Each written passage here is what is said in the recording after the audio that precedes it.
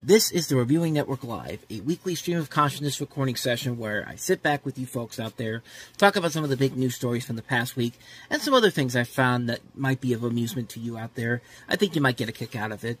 Now, these are more like audio podcasts and are much longer than my usual videos and are also, for the most part, unedited and will contain some foul language. So, if you're easily offended by that, I advise you to maybe step back a bit, maybe go somewhere else. But hey, if you're up to the challenge, sit back, relax, and enjoy the show. Thanks.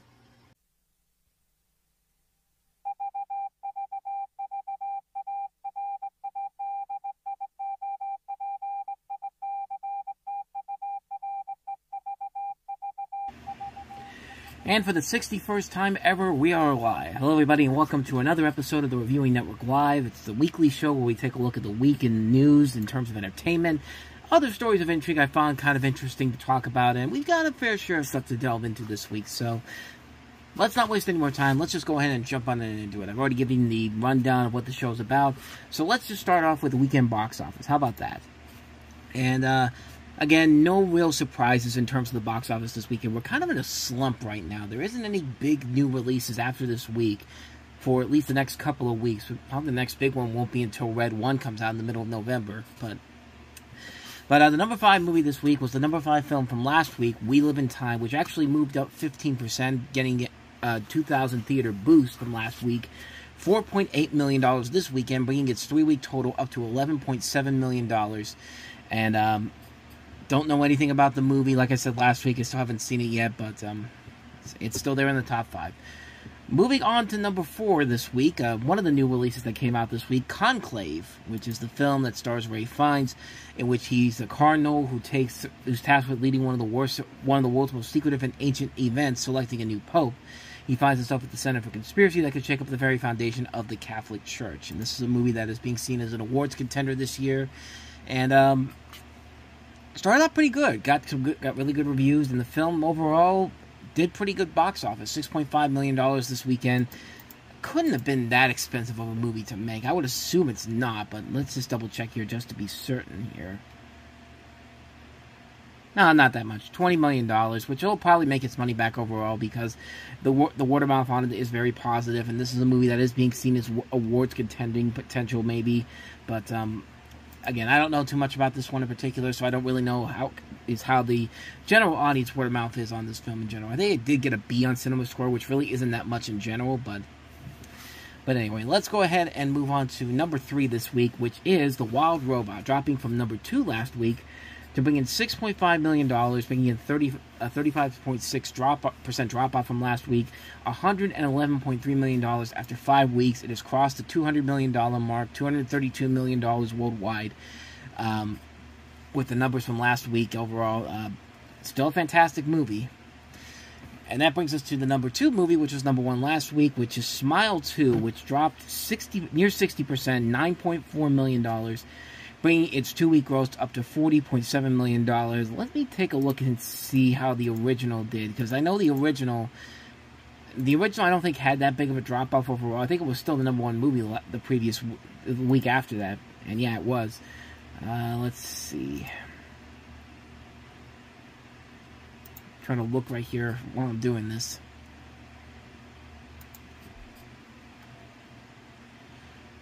Yeah, this thing, it's a much bigger drop-off than the first movie did. So the original Smile brought in $18.5 million on its second weekend to bring it up to $50.8 million. So this probably means that the movie is not going to make as much as the original film did, but it's still a profitable hit for Paramount regardless. It's a very small-budgeted film, so yeah, they're going to make the money back overall on this. This is a franchise for them. Wouldn't be surprised if we got Smile 3 announced in the next couple of weeks or so. But let's go ahead and get to the biggest movie on topic here, the number 1 movie this week, and that is Venom: The Last Dance, which brought in $51 million, which is not as good, which is definitely the worst opening for the Venom movies in general compared to the first Venom, which brought in $80 million, and I think the second one was $90 million, if I'm not mistaken. But the film didn't do the best numbers overall here, but this isn't really that bad of an opening for this, especially when you consider Joker Folie à Deux, which is now just completely just abandoned the top 5 altogether. Is not even going to make $16 million by the time, domestically, by the time the movie gets out of theaters. I mean, it's literally out of the top 10 this week, and it's just not looking good for that movie in general here. But Venom: The Last Dance, a lot of people are comparing Venom's success to Joker's failure, and there's a number of ways to go around it, because Venom didn't cost as much as Joker did. I mean, it did cost a lot of money, $120 million, but it's the worldwide grosses that are really helping Venom make its money back in general here, with $175 million worldwide. And these are getting better. These movies got better reviews than any of the other Sony non-Spider-Man universe films that they've done. I mean, but then again, you've had Morbius and Madam Web, and Kraven the Hunter doesn't look too promising on its own merits. So, is that really that much of a victory for this film in general here? Because these movies, it's weird with these movies, because there isn't a fan base for them, but there isn't that really much of a strong... But most people who see them don't really think of them as that great of movies to begin with as it is, and they keep coming back to these movies in general.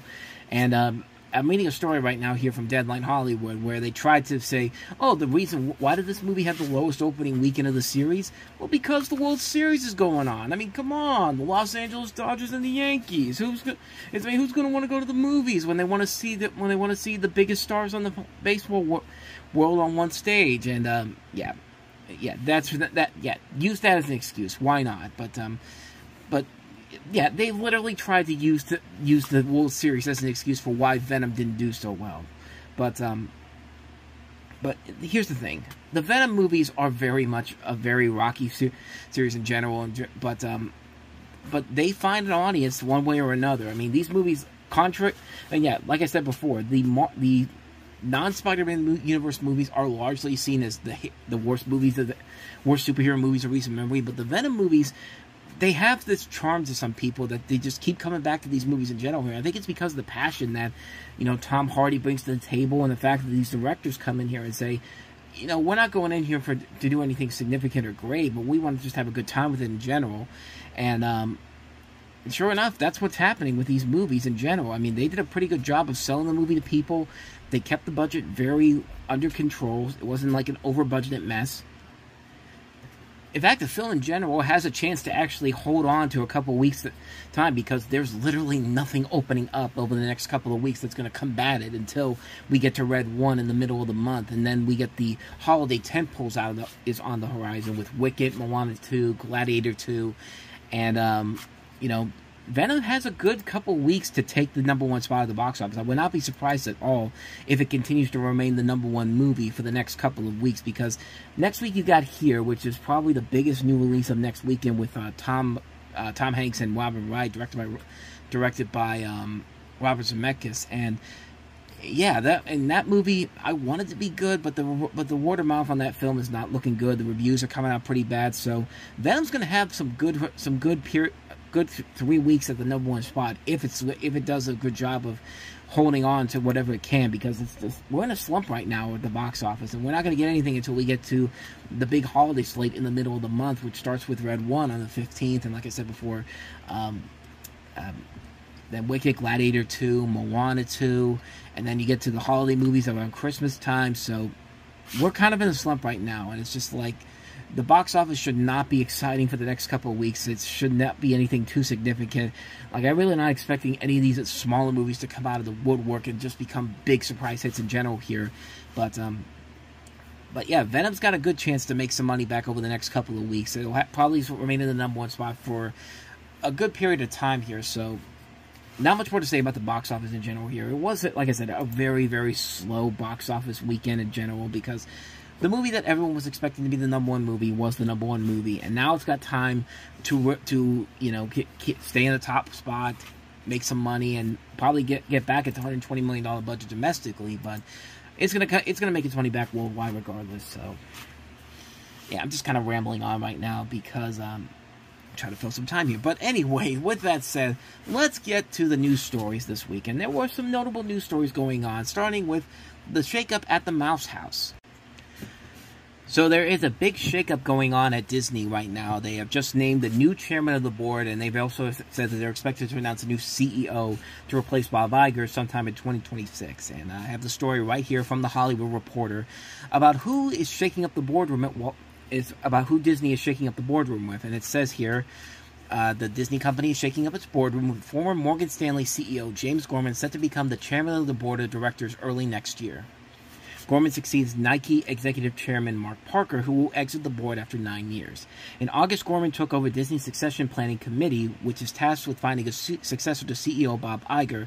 And in a statement Monday, the executives say that finding the next chief executive is a critical priority, with Disney now targeting early 2026, giving the person ample time to learn from Iger before his contract expires at the end of that year. A critical priority before us is to appoint a new CEO, which will now be expected to be announced in early 2026, Gorman said. The timing reflects the progress the Succession Planning Committee and the board are making and will allow ample time for a successful transition between the conclusion of Bob Iger's contract in December 2026. Parker will officially leave his role at the end of the year, while Gorman takes over officially on January 2nd. According to an SEC filing, Parker informed the board of his decision to step aside on Friday. And they're just giving you kind of an idea of what the... Well, let's go to the end here.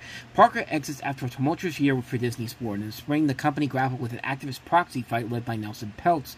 Disney was ultimately successful, but it took resources and time away from the board's work. Also, over the summer, Oracle CEO Safra Kratz exited the board, hoping to avoid a potential conflict of interest when her boss, Oracle founder Larry Ellison, takes over Paramount next year. So... Essentially, they've hired a new chairman of the board, which is the first thing they need to do before they eventually find the inevitable successor to Bob Iger. And hopefully, this means that there will be a much smoother transition from one CEO to the other, unlike the last time that Bob Iger took over and gave it to Bob Chapek. And of course, we all saw what happened there. And of course, Chapek was out; Iger had to come back. So. Be interesting to see how this turns out in general here. There was nothing really significant about this except it's a big shakeup in terms of the board of directors at Disney, and a step in a different direction for Disney in general. But speaking of things, but let's talk about some things that aren't going in the right direction. Let's talk about something that's going on at Marvel Studios, because they made some progress with some news of the movies coming out, and then before that, there was a notable film that essentially got canceled, pretty much. Where do you get that little beauty? That's Punisher's 18-4. Which Punisher? There's been like 5 of them. There's only been one Blade. There's only ever going to be one Blade. That, of course, was the line from Deadpool and Wolverine, in which Wesley Snipes' Blade made his return in that movie, and of course he's saying the line, "There's only one Blade, and there's only ever going to be one Blade," which could be a sign of foreshadowing, because you know how the Simpsons predicted the future, right? They predicted the future. Well, Deadpool and Wolverine apparently also predicted the future too, because yeah, that Marvel Studios Blade movie they've been talking about, it's pretty much over and done with. I mean, it hasn't been officially canceled yet, but yeah, it's pretty much over. So I've got the story here from Deadline Hollywood, and it says, in what comes as no surprise, Marvel Studios' Blade won't be coming out on November 7th, 2025. Rather, Disney is opening 20th Century Studios' Predator Badlands. The reboot of the famed Wesley Snipes Marvel movie was first announced at San Diego Comic-Con in 2019, with two-time Oscar-winning actor Mahershala Ali starring. Production and development on Blade hit unavoidable delays with a global pandemic and dual industry strikes. The producers saw 2 directors exit, first Basim Tariq, who was eyeing a fall 2022 start, then Yann Demange. Mia Goth is set to play supervillain Lilith in the Vampire Slayer movie. She told Deadline's Natalie Siddick at the world premiere of her A24 movie Maxine, and that in regards to the Blade delays, Marvel really cares. They do. They want to make a great movie. That's the sense I get from them, and that feels good. For Marvel boss Kevin Feige, it's important to make the best Blade movie ever. The studio won't make the movie until they've cracked a good script. In the meantime, Snipes made a cameo as Blade in the highest-grossing R-rated film of all time, Deadpool and Wolverine. The Blade movies are arguably the first R-rated superhero set of movies, launched in 1998 by New Line Cinema. The other 2 in the trilogy are Blade 2 and Blade Trinity, altogether grossing $418.1 million at the worldwide box office, unadjusted for inflation. In addition, 3 untitled Marvel movies are dated for February 18th, 2028, May 5th, 2028, and November 10th, 2028. So, yeah, that Blade movie is not happening the way it is right now. I mean, it's essentially dead. I mean, yeah, it's not technically dead yet. It's not like they're not going to make it, but the film is they're trying way too hard. They're taking way too much time to get this movie made, which this really should not be a problem. There should be no reason whatsoever why a Blade movie should be taking this long to do. I mean, even after you set it up in Eternals at the end of the movie, where we heard Mahershala Ali as Blade, like I don't understand what's going on at Marvel Studios. Like, that one has to be the one that has to get delayed. Hell, the Blade TV series that came out in 2007 only took 3 years after the original Blade trilogy ended. I mean, it's not that hard to get this done, and I know that Marvel Studios is trying everything in their power to prevent what had happened before the pandemic. I mean, let's be honest, the COVID pandemic ruined Marvel's ebb and flow. That streak that they had of nothing but really great movies for the most part really fell apart after the pandemic happened, and now it's been more hit than miss with their movies in general here. And I get it, they have to figure out a way to get this thing back on track in general here, and I think that's their plan overall. I mean, the fact that they're putting those release dates out there for 2028 probably is an indication that's when we're finally going to get this fucking movie, because it's been so placed in, it's been set up for so long, and like, we'll be coming up on 9 years since they first announced this Blade movie, and that we'll probably see it then. This is going to be the new Duke Nukem Forever at this point, because they always keep setting the dates up here for this movie, and then all of a sudden it's just like, oh, a pandemic happens, oh, this happens, or this happens, oh, this director wants to leave. You're like, I really don't understand how hard it is to get this movie made. Just get it done, man, for God's sake. But it's looking like Blade is not going to be coming to theaters anytime soon. But we do have at least one superhero coming back to the big screen in a couple years from now, and they also announced that movie this week. That's right, Spider-Man is heading back to theaters with Tom Holland once again in the starring role. The Hollywood Reporter put the story out this week that Spider-Man will be swinging back to theaters on July 24th, 2026, Sony announced Friday. Tom Holland returns for the currently untitled Spider-Man 4, which has Destin Daniel Cretton set as director. He, of course, is the director of Shang-Chi, and was also at one point attached to direct the Avengers Kang Dynasty movies, but of course they've changed that around ever since what happened to Jonathan Majors. Holland last started Spider-Man in 2021's Spider-Man No Way Home, the multiverse-spanning film that generated $1.916 billion at the global box office despite challenges of the coronavirus pandemic. He previously headlined Homecoming, Far From Home, and Captain America Civil War, as well as Avengers Infinity War and Avengers Endgame. Holland is expected to shoot the new Spider-Man next year, which will be a busy one for him. He will also film Christopher Nolan's next movie and may film a role in Marvel Studios' Avengers Doomsday. Basically, it's going to be the summer of Tom Holland, because that Christopher Nolan movie is coming out 1 week before this movie does. No Way Home ended with the world forgetting that Peter Parker is Spider-Man, and in the process, even Peter's closest friends have forgotten who he is. No Way Home writers Eric Summers and Chris McKenna are the writers of the new Spider movie. Sony controls the film rights to the character, while Disney-owned Marvel Studios produces them with Sony via a landmark partnership that was struck in 2015 and allowed Spider-Man to enter the cinematic universe. So, yeah, so essentially we're getting a new Spider-Man movie in the next couple of years, and I'm very hesitant because I thought No Way Home was a perfect way to wrap up Tom Holland's Peter Parker character as a whole. I mean, I thought it was a very good ending. It did what the other two movies couldn't do, and it not only gave Tom Holland's Peter Parker a great ending to his arc, but also Tobey Maguire and Andrew Garfield's characters as well. I just thought No Way Home was just a perfect way to end the Spider-Man, the character of Peter Parker with Tom Holland as a whole. But I mean, they seem very content on coming back for this. I'm looking at another article here on Variety, and Tom Holland actually was talking about it earlier this week on The Tonight Show when he was talking to Jimmy Fallon about it. But I'm looking at this other thing, the rest of the story here. This is from like I said, Variety, and it says, during a recent interview on the Rich Roll podcast, Holland revealed that he had read a draft of the script for his fourth Spider-Man film and said, "It needs work, but the writers are doing a great job. One of the things is that with Marvel, your film is a small cog in a large machine," Holland said about the Spider-Man 4 development. that machine has got to keep running. You have to make sure you can fit it into the timeline at the right time to benefit the bigger picture. That's one of the challenges we're facing. The time in which we need to get this done is a tall order, but definitely achievable with the people we have working on it now. So, yeah, because of everything that's been going on over the last couple of years, and especially what happened with Jonathan Majors, who basically tarnished his potentially strong career as Kang. What am I trying to say here? Tarnished his potential as Kang the Conqueror and basically ruined that plan in general. So now they have to basically restart from scratch in general. And we've got, the recent announcement of Robert Downey Jr. coming in as Doctor Doom. We've got everything setting up for what this next Avengers movie is going to be, and it's going to be.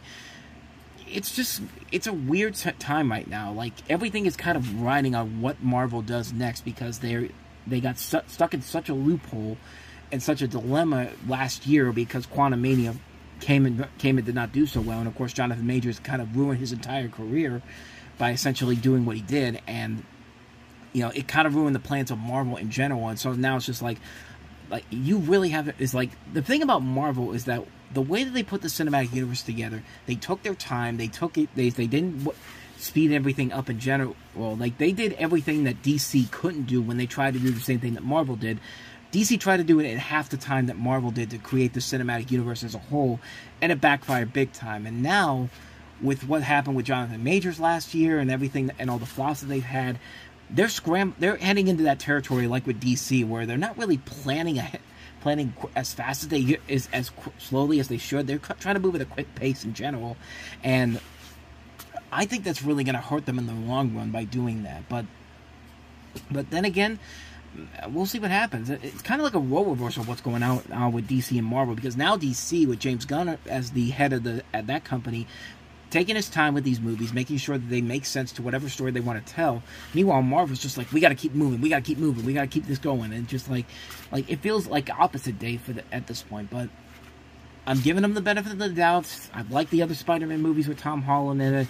I like what this director did with Shang-Chi and the Legend of the Ten Rings, which he's still going to do a sequel to that movie too at some point, but that's still ways down the road here. But like I said, I'm willing to give it the benefit of the doubt. I've liked what they've done with Tom Holland in the Spider-Man movies. I like what this director did with Shang-Chi. They felt confident with him coming in there since he was going to do the Kang Dynasty, and then, of course, changed over to Avengers Doomsday. So I'm going to give it a shot. I'm going to give it a shot. I'm going to see I think everybody should give it a shot, and I think people will. We'll see what happens. I mean, this is a big. These next couple years are going to be a major risk factor for Marvel Studios in general. Like, can they keep this up? Can they get back to where they were once before the draft started? But not the draft. The draft. What am I talking about? Before COVID started. I mean, it's going to be a very, very difficult thing to get back from that. But they're going to see if they can make it work. So we'll see what happens on that front.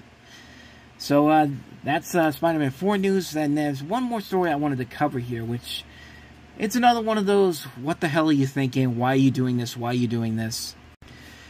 And that is that Sony is doing a comedy sequel to a movie that really does not need a comedy sequel, especially considering that this one does not even have the same legacy as some of the other comedy sequels we've gotten as of late. But Blue Streak is getting a sequel. Why? I'd like to know, but Deadline Hollywood may have some answers for us here. Following the success of Bad Boys Ride or Die, Sony Pictures and Martin Lawrence are looking to revive another classic comedy from the comedian. Sources tell Deadline that the sequel to the 1999 buddy comedy Blue Streak is in development. Cole Maliska is writing the screenplay, and insiders say the film is in early development with no other talent involved.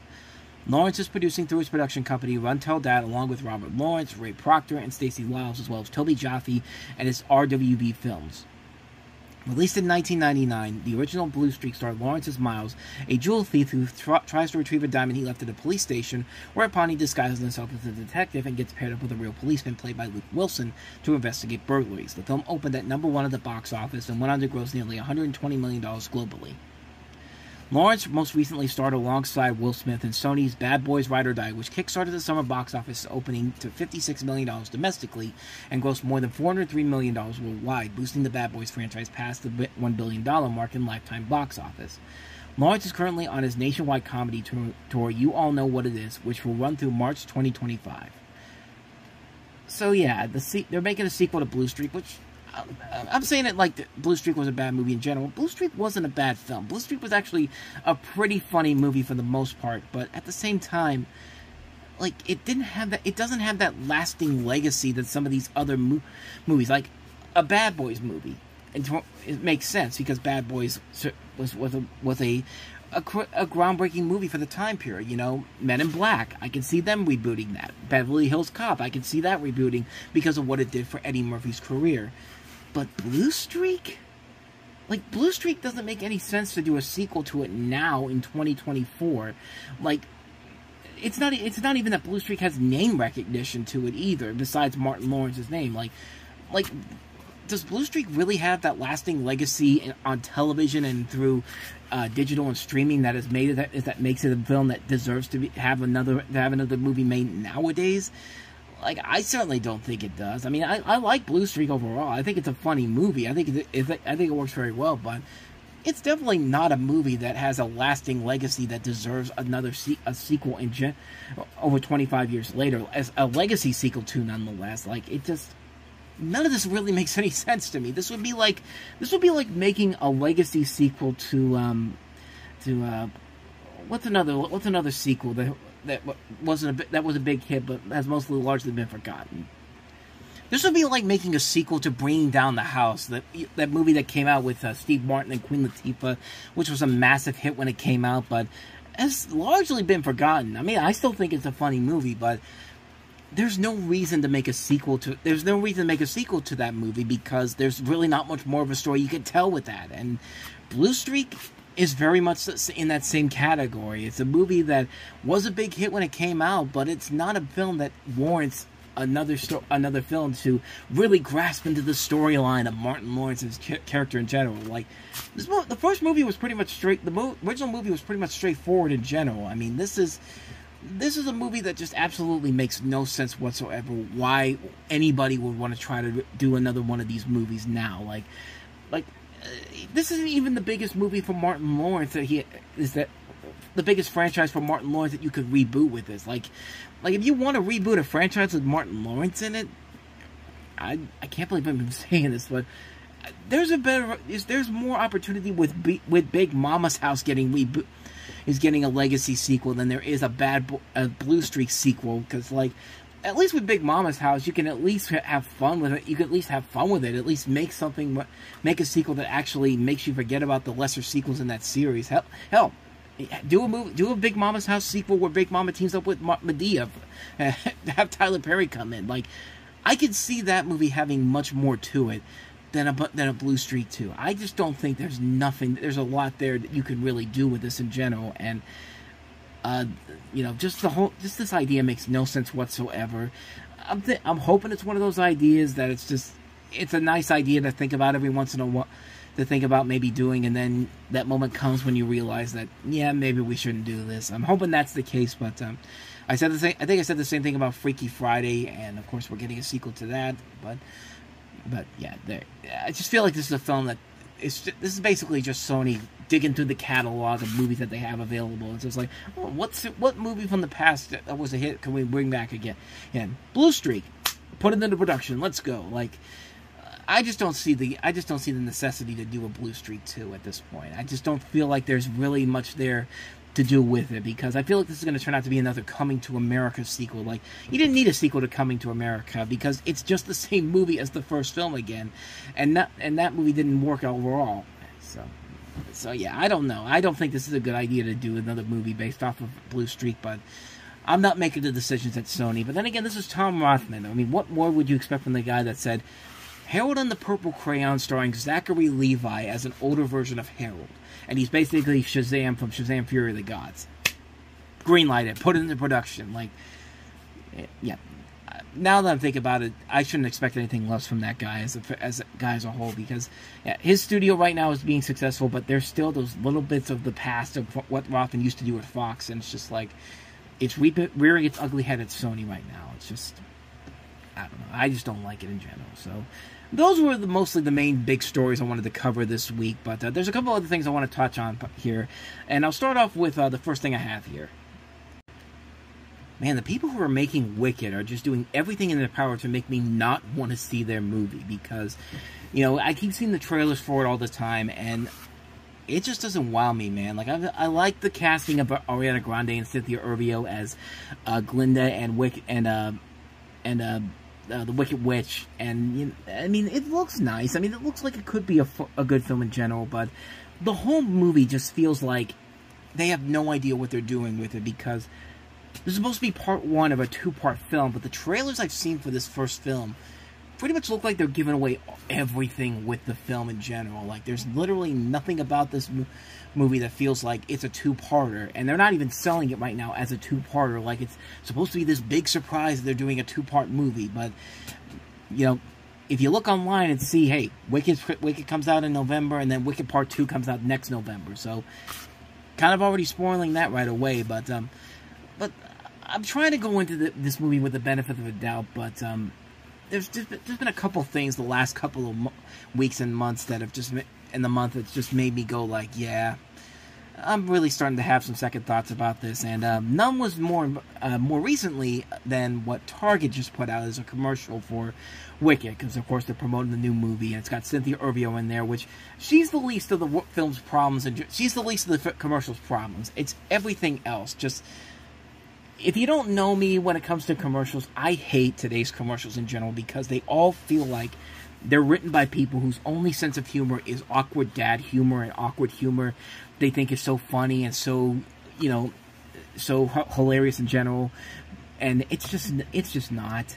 It's not, at least not the way these movies, these commercials sell it as. And, like, I have the commercial right here that I want to talk about here, because when I saw this, it's just like, man, you know, this is the worst thing Target has done this year, and this is the company that literally is saying, we're getting rid of physical media, and we're literally going to take shelves out so you can't buy movies anymore. Like, I understand that decision more than I understand what the hell the decision was with this commercial. I want you to take a listen to this.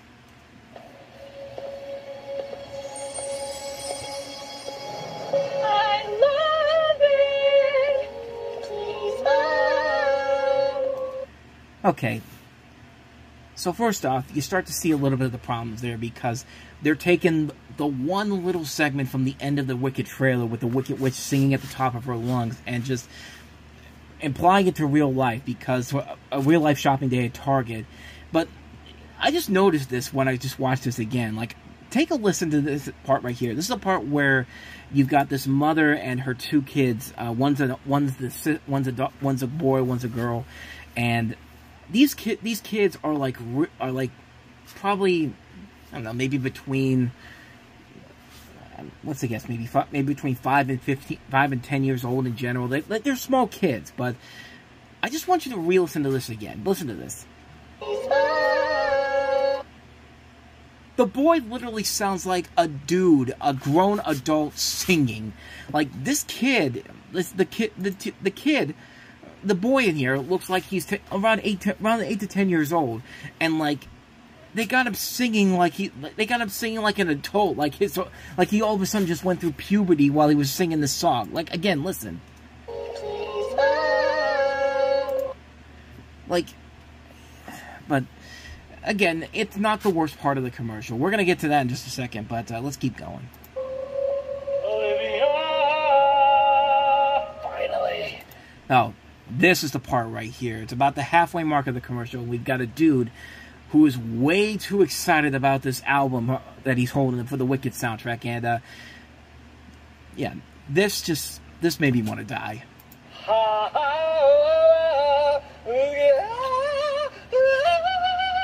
Nailed it. I hate that. I hate that awkward comedy right there. It's just like that really just. Ugh. The first time I heard that, I was so mad. Like, I was just like, why do we keep doing this? Like, just why? Like, a commercial like this and doing that makes me not want to see your movie. And, like, that's, like, it just, I hate that. I hate awkward comedy. I hate bad singing being used as a joke, because that's what the kids think is funny. Like, you know, it's, you know, dad has to be the awkward guy and all that type of stuff. And just like, no, let's have him badly singing and like, just, I hate it. I hate it so much. I hated that. Like, that's, like, every time I see that commercial now on TV, I just turn the mute button off. Mute button on, so it's just like, I'm not even going to listen to it, because, good lord, like, I hate this. I hate this whole thing. Nailed it. That's my life. There's no place like Target to shop everything wicked. And so, yeah, you got Cynthia Erivo singing the song the way it's supposed to be, and it's just like, again, she's not the worst thing about the commercial, but yeah, she isn't helping much either with with why I don't want to see the film. Not because of her as the Wicked Witch. I think she'll be perfectly fine in there. It's the way that she was acting around a specific thing that came out just a couple weeks ago, and that was, of course, the poster for the movie. And if you don't know what I'm talking about here, this was about a couple weeks ago, and they put a poster out with the tickets going on sale, which features Orvio and Ariana Grande as Elphaba and Glinda recreating the original poster art of the same musical. And the poster, I don't know. I mean, the poster I don't think it's that great of a poster, because it doesn't look like what the artwork for the musical was. I mean, the original musical poster. If you ever saw the original artwork for the original Broadway musical, let me see if I can find it here. Like, the big problem here is that you see the Wicked Witch's face in this one, but if you look at the original poster for the original, you could see Glinda, but you see like you can only see the nose and the smile of Elphaba, the Wicked Witch. And her eyes are like covered by her hat, but not for this movie. No, we have to make sure that her face is completely wide open out in the front. Why? Like, I personally don't like it in general, and I just thought that when I saw that poster, just like, wow, you had one job to recreate that poster, and because you're so content on just having that poster have both the stars of the movie fully with their face fully in center. Like, it just really kind of irked me, and I'm reading here off of Wikipedia about the controversy itself. Reception of the poster was mixed, and it resulted in the creation of fan edits designed to bring the poster closer to the original art using Adobe Photoshop and generative AI tools. The poster was mocked as a video made with runaway AI to make it look like Elphaba and Glinda in the image were catfighting. It also became the subject of viral internet memes, with legitimate parodies replacing Elphaba with Charlie XCX in a promotional image for her, and Grande's remake of Sympathy is a Knife, Audrey 2 from the Broadway revival of Little Shop of Horrors, and Jay Gatsby from the Broadway musical of The Great Gatsby. And then a Twitter user created their own edit, attempting to more accurately match the movie's poster to the original theatrical poster, making edits by obscuring Elphaba's eyes, raising Glinda's hand to cover her mouth, and giving Elphaba smoking red lips. Which, yeah, that's exactly what the poster should look like. But unfortunately, Cynthia Erivo had to come out and basically say that she went completely, needless to say, she went completely nuts on this for no reason whatsoever. Erivo shared a reposted of the edited poster of her Instagram story, writing that it was the wildest, most offensive thing I have ever seen. Equal to that awful AI of us fighting, equal to people posting the question, "Is your green?" a reference to a 2014 meme. None of this is funny, none of it is cute, it degrades me, it degrades us. A poster that looks exactly like the stage musical poster offended you so much that you had to go out there and get triggered by this. Like, let me see if I can find this poster here, because this is one of the stupidest controversies I've ever seen in my entire life. Like, this really is one of the stupidest controversies ever, because, yeah, people want the poster to look exactly like the poster from the Broadway play, and yet you're the one that's coming out there getting all mad and upset because they want that to be that way. Like, and the poster looks a lot better than the one that came out. Like, it really does look like a lot better poster. She explains why, unlike in the original art, her Elphaba stares at the camera and her eyes visibly seen instead of being hidden under the brim of the hat, saying, "The original poster is an illusion. I am a real-life human being who chooses to look right down to the barrel of the camera to you, the viewer, because without words, we communicate with our eyes. Our poster is an homage, not an imitation. To edit my face and hide my eyes is to erase me, and that is just deeply hurtful." Again, because somebody put red pouty lips on her and just tilted her hat down a little bit so we couldn't see her eyes. That's what this whole controversy is about. Like, and it just got worse from her because she, you know, is like, because it just makes Cynthia Erivo come off as like a real jackass in this whole thing. And like, I have nothing bad to say about this person as an actress. I've seen her in so many good movies, but this just made her feel really, really stupid. And this whole controversy is really, really stupid. The person who made that edit took it down and actually sent an apology out to her. But this is one of the stupidest controversies I've ever seen in my entire life. And stuff like this just makes me not want to see the movie, because if you're going to get that pissed off because somebody made a poster that closely more resembles the original artwork of the original Wicked, like, you're not really that upset. You're upset because my face isn't at the centerpiece of this whole thing in general. Even though this is basically it's basically her story in the movie, but like, it just doesn't make any sense whatsoever. Like, if you have a problem with it, that's fine. But the fact that you went out there and went on this rant because of it, like, it makes you look more like a selfish jackass at this point. I mean, really, it does. And like, I don't want to say that because, like I said, I have nothing but respect for Erivo for the movies that she's been in, where she's been really good. But this really just felt like something where it was just like, okay, you're really stretching the boundaries of what you think is okay to say is like a serious issue. There are more serious issues going on in the world right now than this fucking poster. Basically, what I'm trying to say here is that there's more important things than this artwork right here that really should be taken into account overall. But I don't know. Like, to me, it just really feels like there's just these little things right here just pushing me to not wanting to see the film in general here. But then again, that's really not going to stop me from not seeing the film. That's not really going to stop me or anybody from seeing the film, because the film is already expected to make a ton of money at the box office. And according to Box Office Pro, it's projected to make somewhere between $100 and $125 million, which would make it one of the highest grossing musicals of all time. And really, that's pretty much what they want to do with it. It's just like everything from the marketing, getting mad at the poster, to the whole idea of this being a two-part film, even though they're not really setting it up as a two-part film, because it looks like everything is being spoiled in this first film in general here. It's just not making me want to see the film more than I really want to. But I'm still going to go see it at some point, but it probably won't be a thing I'll see in rush out to go see on opening weekend. That's what I'm going towards right now, but I'm hoping the movie is good. I mean, I like the musical, I like the songs from the musical, so I'm definitely looking forward to seeing what they do with it. But just the stuff that came out over the last couple of weeks really just kind of drained me down with getting the enjoyment, get the excitement up for this movie that I had beforehand. But with all that said, let's go ahead and move on to our next story, which revolves around Clint Eastwood and how Warner Brothers is basically screwing him big time with his latest film. So yeah, some of you out there may not realize that Clint Eastwood has a new movie coming out this year. Not at the end of the year, not around Christmas time. No. It's literally coming out this Friday.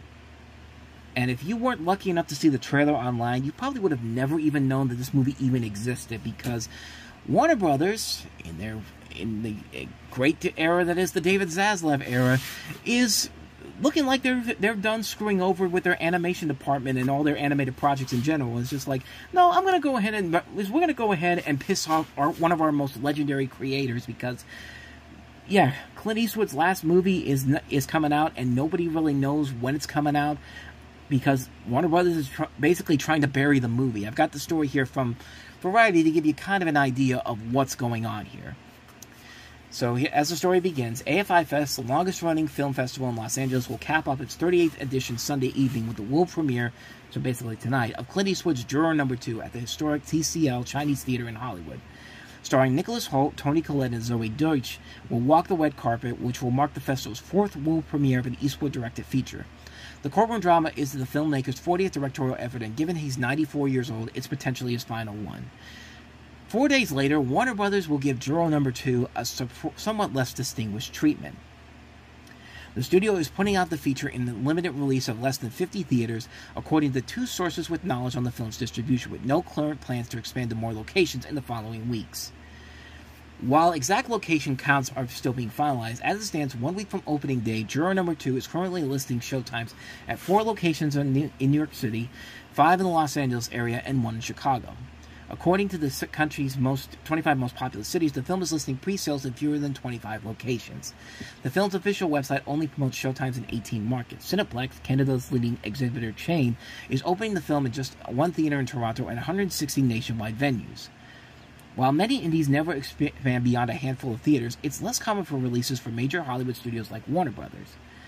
As things currently stand with Juror number 2, will appear in far fewer auditoriums than other awards season releases like Anora and The Brutalist, which were made on leaner budgets but will eventually unspool across thousands of screens. Juror number 2 is releasing in the US, UK, France, Spain, Italy, and Germany with the full support of Warner Brothers, says a spokesperson for the studio. The film will have its worldwide debut at the AFI Film Festival this weekend. Sources tell Variety that Warner Brothers is considering not reporting box office grosses for the film, an atypical practice for a traditional Hollywood studio, though not an unprecedented one. Earlier this year, Disney placed Daisy Ridley's biographical sports drama Young Woman in the Sea in an undisclosed number of theaters and elected against releasing grosses. 2 weeks later, the film debuted on Disney+. The decision seemed bizarre to a few who noticed a half-measured rollout for a film that was originally commissioned as an exclusive streaming release, but shifted to a theatrical release after testing highly. Some noted that the release meant that Young Woman in the Sea had fulfilled the Academy qualifications to be considered for Oscar nominations, but that seems incidental given the film hadn't received the promotional push required for a serious awards contender. Similarly, Juror number 2 was originally conceived for a streaming release, as first reported by Puck and confirmed by a source. The studio shifted to theatrical after screening the film, which was produced on a budget in the mid-$30 million range. While next week's limited release will serve as an awards qualifying run, sources tell the Variety that the film is not being perceived as a major Oscar player internally at Warner Brothers. Notably, Juror number 2 isn't featured on the company's FYC 2024 page. It's not entirely unexpected, given Eastwood hasn't proven to be an awards player since American Sniper landed 6 Academy Awards in 2015. Only 2 nods have followed since: sound editing for Sully in 2017, and Kathy Bates as a supporting actress for Richard Jewell in 2020. Yet the hush-hush rollout for Juror number 2 remains a peculiar approach for a filmmaker who still has commercial appeal. American Sniper was the highest-grossing domestic release of 2014. 2 of Eastwood's follow-ups, Sully and The Mule, both earned more than $100 million in North America. But in contemporary theatrical landscapes badly rattled by the COVID pandemic, original adult-skewing dramas are perceived by studios to be much riskier theatrical prospects than they were even 5 years ago. Warner Brothers, the studio that Eastwood has partnered with for more than 50 years, seems to be reevaluating its relationship with the filmmaker following the 2021 release of his most recent film, Cry Macho. That Western drama saw a non-Agenarian, I think I'm pronouncing that right, Eastwood, directing himself as a former rodeo star finding redemption south of the border, which was a box office flop, grossing $16.5 million against a production budget of $33 million. The film faced uphill challenges leading into its theatrical release, still in a landscape still in the first few months of recovery from pandemic lockdowns. It also received a simultaneous streaming debut with a day-to-day launch on Max, as with Warner Brothers' theatrical slate for the rest of the year. The underperformance of the tepidly reviewed Cry Macho allegedly emerged as a point of contention at the studio amidst shifting strategy in the wake of Warner Media's merger with Discovery Inc.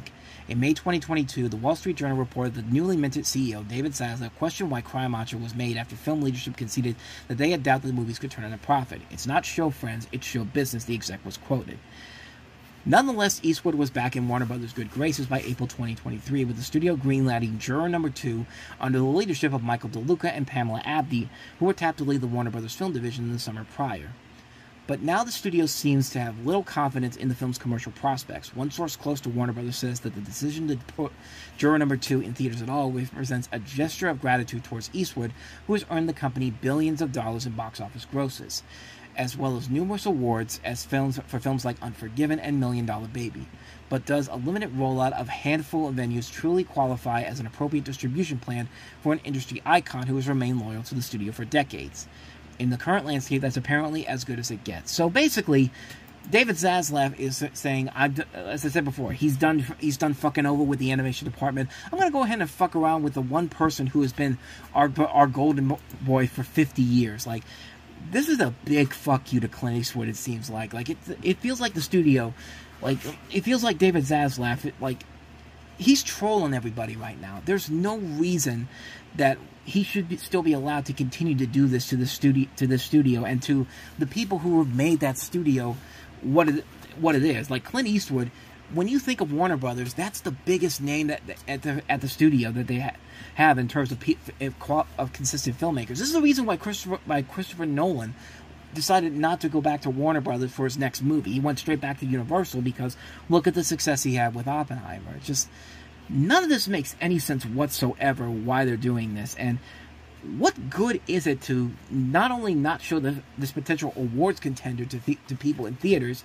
while also basically sticking the middle finger into Clint Eastwood's legacy? Because, like, yeah, Clint Eastwood hasn't made a lot of great films after American Sniper. Sully, I thought, was great. I like Jersey Boys. I thought that was pretty good. But, yeah, a lot of his movies weren't big hits in general, but you can't just keep using the COVID pandemic because these movies aren't making the money that you think they should make in general. Like, you have to be smarter than that. You have to treat people like Clint Eastwood with more respect in general, because this is a guy who has been a part of your studio for 50 years, and you're just literally shoving him out the door like he's nothing. Like, none of this makes any sense whatsoever why they're doing this, and this just feels like David Zaslav is over-abusing his power once again, this time putting it on Clint Eastwood in general, and it's just, and we all just have to suffer because of it. Who knows? Maybe the film premieres tonight and actually does very well, and the studios realize, maybe we make a terrible mistake. But no, not David. No, then I think about it, not for David Zaslav. No. For David Zaslav, I have to put more money into movies that people really want to see, like Joker, Filet à Deux, which, yeah, that has turned out not to be the case in general here. So, like, I just don't get it, man. Like, why does this guy still have a job at Warner Brothers? I always talk about this every other couple weeks. Like, we should just have a segment for what stupid shit has David Zaslav done now, because that's exactly what it feels like every time there's a story about a project getting canceled or getting the shoddy treatment. It just feels like David Zaslav is just trolling everybody and just not even trying to run a studio. He's just basically trying to kill the studio so it can be sold very cheaply, and he can do make Warner Brothers whatever he wants to. Like, he could turn Warner Brothers into the Discovery Channel, which is exactly what he's trying to do. Like, why do we need movies about Clint Eastwood? You know what America really wants to see? A movie of John and Kate plus 8. Let's go ahead and get a movie going with that. How about that? Like, you know that's going to happen. Just watch what happens. These reality stars that they keep introducing through the Discovery Channel and all that, they're going to get movies of their own that should be belonging to these people, like these veterans like Clint Eastwood or even Tom Cruise. But I don't know. This just feels like if I'm Clint Eastwood, I would think about suing the guy. Like Clint Eastwood has enough power still to do that. I mean, like, he should consider suing the studio for, like, mistreating his work in general. But then again, what really is that going to do overall? But just something needs to be done about this, man. This is getting ridiculous with how David Zaslav is just completely tarnishing the legacy of Warner Brothers in general, and it's just really ridiculous, man. It's just absolutely ridiculous. So with that said, let's go ahead and move on to the last thing I want to cover here, and then we can get on out of here. So if you remember from last year, I did a video looking at some poorly aged 90s commercials, and we saw a bunch of commercials from the 1990s that didn't really look like they looked that bad from back then, but knowing that what we know now, yeah. Surprisingly, a lot of commercials involving the World Trade Center and stuff like Halliburton, Donald Trump, Jared Fogle from Subway, just a number of different things. And I have a new set of commercials that came out not too long ago from the same person that put up that last video. And this is poorly aged 2000s commercials put out by Microsoft Sam. Now, this is my first time looking at these videos and these commercials in general, so I don't really know in particular what exactly is going to be in here, but knowing the last video, it's not going to be anything. It's going to be some fun stuff to look at, but at how very dated it has become. But poorly aged 2000s commercials by Microsoft Sam. I'll put a link to this in the description below so you can go follow along with me. Let's go ahead and get right to it. Let's start with the first one. It's a 9-minute video, so brace yourself. This week, September 10th through the 16th at 7 p.m., an outdoor dance series, Evening Stars, on stage at the Twin Towers. And we're already off and running. It's a World Trade Center Plaza event, and I'm guessing that this was 2001 because September the 10th in 2001 was a Monday, and of course the event happened on Tuesday, September the 11th of 2001. So we're off to a great start here, people, and by great start I mean a horrifying start. Presented by Visa with the Port Authority of New York and New Jersey, featuring Trisha Brown, Dance Theater of Harlem, Paul Taylor Dance, and more. Free. Call 212-435-6600 or visit PANYNJ.gov. It's also not helping that the moon is moving very weird in the background. Like, it literally looks like a plane literally just hit the towers, and you're seeing like the debris, the damage from it on the backside. At least that's what I'm getting from it. But yeah, this is not. We're off to a great start here, people. On to the next commercial. Blockbuster Total Access. Like Netflix, you get unlimited movies straight to your mailbox. You know any good ones? Oh, they all die in the end. You never see it coming. Hi, Eric Stone Street from Modern Family. This is, of course, this is a commercial for Blockbuster, trying to compete with Netflix, because Blockbuster was kind of in the last days of before they eventually would go out of business. And sure enough, they'd be doing it to the same. It's Blockbuster mocking Netflix, which in the long run, Netflix would be the one that would be destroying Blockbuster within the next couple of years or so. She never finds her father. So sad. Alien wins. Ship sinks. But with Blockbuster Total Access, you can do something you can't do with Netflix. Exchange your movies for new ones right in the store. No extra charge, just in case you need them. Movies through the mail plus movies through the store. One low price. That's Blockbuster Total Access. Get a free trial at your Blockbuster store or Blockbuster.com. And then Blockbuster shut down not but a couple of years later. And the last Blockbuster shut down not too long ago. Yeah. Take that for what you will. So that's 2 commercials down. We still got a couple more. We still got a lot more to go. You know what being a man is all about? It's not about. Oh God, Danny Masterson, of course. Danny Masterson, of course, from that '70s show, and of course we now know that he committed sexual violence against multiple women. So let's see what Danny has to sell us this time around. Tough. It's not about pretending to be cool. It's about being a good son. It's about someday being a good father. It's about taking care of the people you care about. It's about being respected for who you are and not who you can beat up. Violence. Get over it. Danny certainly didn't get over it. Of course, now we know that. This is a Fox PSA about domestic violence. And, yeah, practice what you preach there, Danny. Practice what you preach. Everywhere I go in America, everywhere I've gone. We got an ad here for George W. Bush. This was back when he was running for president. On this fantastic journey so far, people walk up to me with pictures of their children and say, Governor, I want my child to look at the White House and to be proud of what he or she sees. I believe it's important for America to have confidence in their leadership. I think it's really important for moms and dads to be able to point to the White House and say, that person has brought honor and dignity to the office. Yeah, George Bush, according to the description below. Bush went on to lead the White House with a 71% disapproval rating and amid a massive recession and 2 unpopular wars. So, there you go. Take that for what you will. Anyway, on to the next commercial. Great meeting, Jim. Should I beam you my note? World Trade Center again. Good Lord. Good Lord, we had a lot of these back in the day, and this was, keep in mind, this was only about, the attacks didn't happen until 18 months into the 2000s, but, so yeah, we have a JetBlue plane that's flying eerily close to the Twin Towers. Nope. Should we prepare a report? No. Should we coordinate our schedules for next week? Should we go over the sales projections? I don't think so. Review the earnings forecasts? No. Should I shut up so you can watch the game? There you go. So the pilot is watching a football game instead of flying the plane. And, well, at least I think that's the pilot in general, but let's listen to the rest of this. Free DirecTV at every seat, and according to the description below, JetBlue had to stop offering DirecTV on flights. Kidding, maybe. But I think the big thing that people should take away from that is that plane came very, very close to the Twin Towers. So, again, another commercial where the World Trade Center is at the focal point of these poorly aged commercials.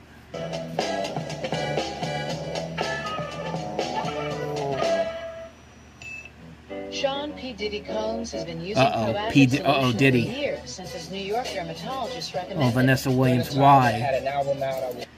And of course, this is P. Diddy, who has now much bigger problems to deal with than acne, because this is he's promoting Proactive Solution, which is something I used back in the day when I had acne problems.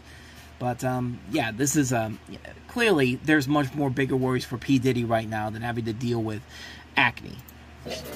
More in the public eye, so I definitely had to take care of this problem. I couldn't be in the public eye with, pimples all on my face. Proactive combines multiple medications with soothing spa-quality botanicals to create a powerful acne-fighting system. You can heal acne today and help prevent new breakouts tomorrow. Yeah, that stuff didn't work. I used that stuff for a long time, and yeah, it got rid of zits after a while, but then they eventually came back in general, so yeah, take that for what you will. But let's go ahead and see if I can skip ahead here. Call now. Nick Jr. presents Bill Cosby. Oh shit, our boy Bill Cosby once again. This is back when he had that show on Nick Jr. called Little Bill, and let's take a look at the description here.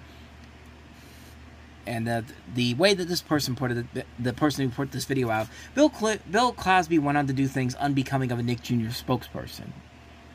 I mean, if you ever saw the Nostalgia Critics Top 11 Poorly Aged Bill Cosby commercials, I don't think this one was even the worst one of the bunch. But yeah, Nick Jr. and Bill Cosby, not a very good connection nowadays. Hey, hello, friend. I want to talk to you about being 5. Are you 5? Were you 5? Are you going to be 5? Because I'd like to know. Because I'd like to take you out on a date. Like, what am I even doing? Like, I'm making this much worse than what Bill Cosby actually did. Like, never mind the fact that he's a sexual deviant to adults. Let's make him a sexual deviant towards children too. But just the way he says that, it's just like, yeah, I would have not said those lines. But then again, this is Bill Cosby we're talking about. Bill Cosby. Hey, hello, friend. I want to talk to you about being 5. Are you 5? Were you 5? Are you going to be 5? See, my friend Little Bill is 5, and he thinks it's great. And you know what? I have to agree with him. See, when you're 5, you get to go to a fantastic place called kindergarten. Okay, so now kindergarten, you have art time, music time, story time, and play time, and you also get my personal favorite, snack time. Oh! See, when I was 5, we didn't get snack time. We had breakfast, then we had lunch, and we get to go home. We had dinner, but there was no snack time. Now you get snack time. This is pure. Okay, nothing really particular here. Okay, other than the fact that it's Bill Cosby, there's nothing really that significant in this commercial here. So let's go ahead and move on to the next commercial here.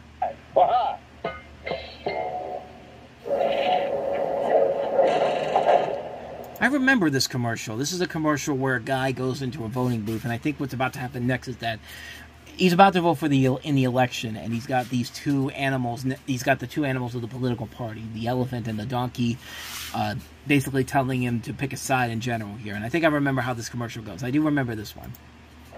Vote for me. My dad was president. I even look like my dad. Big deal. My dad was a senator. Yep. We have the same shoe size. Yeah, well, I invented the internet. Lots of other stuff, too. Once my mom thought I was my dad. Space shuttle. That was mine. On the phone, people think I'm my dad. That's me. I'm on TV. We have the same name. My dad and I, that is. Not going anywhere for a while? Grab a Snickers. Peanuts, caramel, and chocolate. That ought to hold you. My dad and I wear the same pants. I invented pants. Hungry? Grab a Snickers. So it's kind of a harmless. I thought it was kind of a harmless Snickers commercial, but according to the description below, the 2000 election ended up having a snafu that kept people waiting a while for the results. And of course, we all know what happened there. Of course, the infamous the Florida recount, and that's the only real thing I could take away from this. But I do remember that commercial. I remember watching that on TV back in the day. But on to the next commercial. Hey, how's it going? We're in sync. In sync. You know, the group NSYNC? No. We're just going door to door to say thanks. Yeah, for talking to your kids about drinking. You see, even with all our success, you're still a bigger influence on your kids than we are. Oh, I think I know why this was seen as a poorly aged commercial, because Justin Timberlake was recently arrested for DUI. And, yeah, so take that for what you will. But, yeah, that's, I think, the reason why that commercial poorly aged. Dad, who was that? Just some guys. Lance, Joey, something about a sink. Budweiser? This commercial, this was a PSA for Budweiser, and it's just like, that's more shocking to me than the fact that it's NSYNC talking to this guy about, you know, getting his kids to, talking to his kids about not drinking. Like, the fact that this commercial ends with, we all make a difference, Budweiser. It's just like, where the hell did that come from? Justin! It's please get me drunk too! Okay, I'm moving on to the next commercial. We're about halfway through. Why do I love you? Why does something that feels so good? Uh-oh, Diddy's so back. Bad? Do you love me? Believe in me. Love me. Unforgivable. The Fragrance for Men from Sean John. Sean John. Let's see what the description here says. Again, Diddy has been caught doing some things that might be deemed unforgivable, because that's the name of the cologne that's here, the Unforgivable.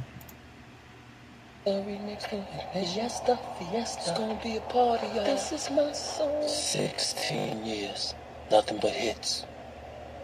And they still don't believe. It's only one thing to do, and that is double up. Girl, you wanna come when a woman's head up. Step in the name of love, but just my mind's telling me I'm a flirt. Soon as I see her walk up in the club. Same girl, same girl.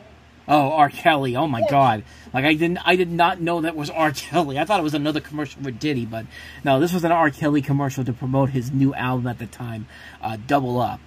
And of course, I don't need to give you an explanation of what R. Kelly did, but I think that speaks.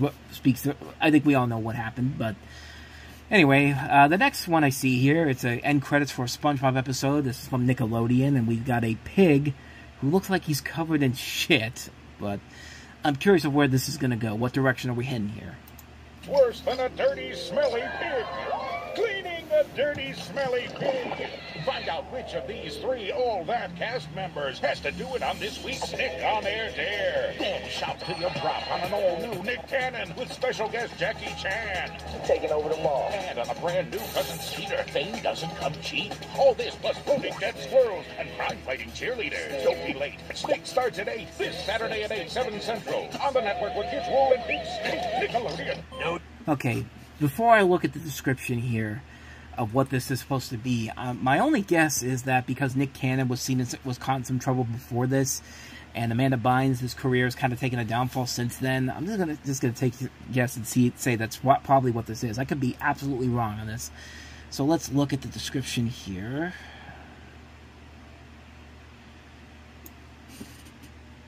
Ah, okay, now I get it.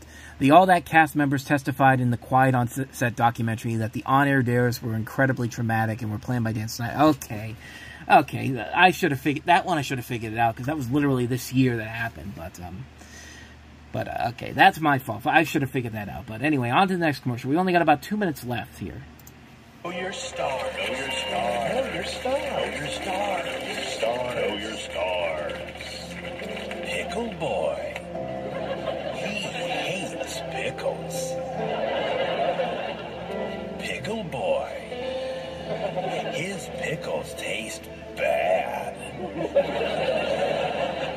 Pickle Boy likes to hurt and tease pickles. Pickle Boy, the best pickle boy in the world. Now you know, Pickle Boy.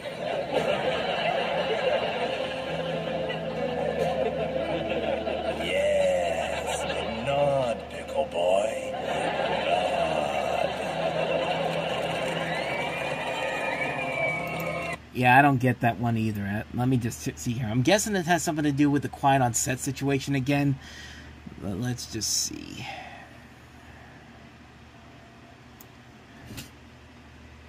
Yep, Pickle Boy is Brian Peck, who went to jail for sexually abusing Drake Bell. Like, I remember those segments where they do like the Know Your Star thing, and it's completely BS what they're telling you. But yeah, that's the guy that apparently assaulted Drake Bell. So the more you know, I guess. Hungry? Kermit and Miss Piggy in front of Subway. That means our buddy Juror's coming, isn't he? Hey, you know, Piggy, that Jared fellow eats here a lot. Oh, he's so dreamy. He reminds me of you. He does? Mm-hmm. Hi-ho. Well, so he does. Jared! Oh, I'm your biggest fan. You know, you're more handsome in person than I can. Coming through! Nice to meet you. I want another roasted chicken on wheat and pile on those veggies. Tomatoes. Okay, so the last one is that, it's Jared Fogle. Jared Fogle's here. That's actually the last commercial that they have in here. And, of course, we all know Jared Fogle is a convicted pedophile.